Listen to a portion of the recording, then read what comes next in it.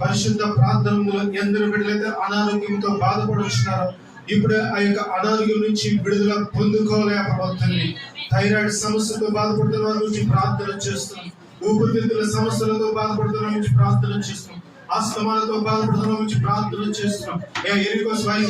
నరాల బలహీనతో బాధపడుతున్న వారి నుంచి ప్రార్థన చేస్తున్నాం.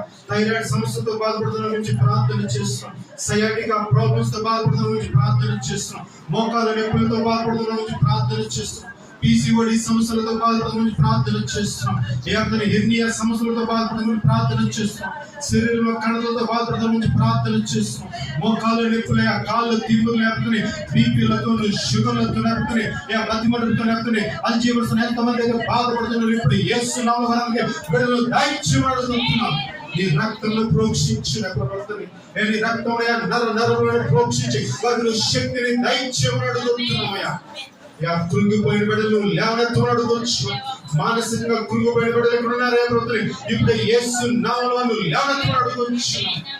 జ్వరంతో బాధపడుతున్నారే ప్రభుత్వమే, దగ్గుతో బాధపడుతున్నారే ప్రభుత్వమే, ప్రతి ఒక్కరు తాగమని అడుగుతున్నాం. వారి టెంపరేచర్ నామాలను చూపించుకుంటున్నాం.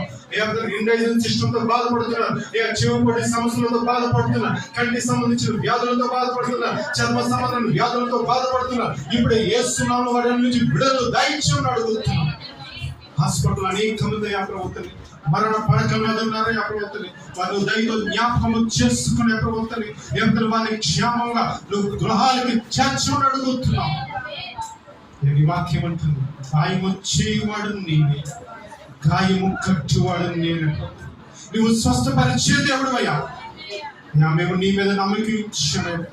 ఈ స్వస్థత ప్రాంతంలో ఎందరైతే ఏకీభవించారో వారికి స్వస్థత శీఘ్రంగా కలుగు నమ్ముతూ యేసు నామమున ప్రార్థన అడిగి వేడుకొనుచున్నాము తండ్రి.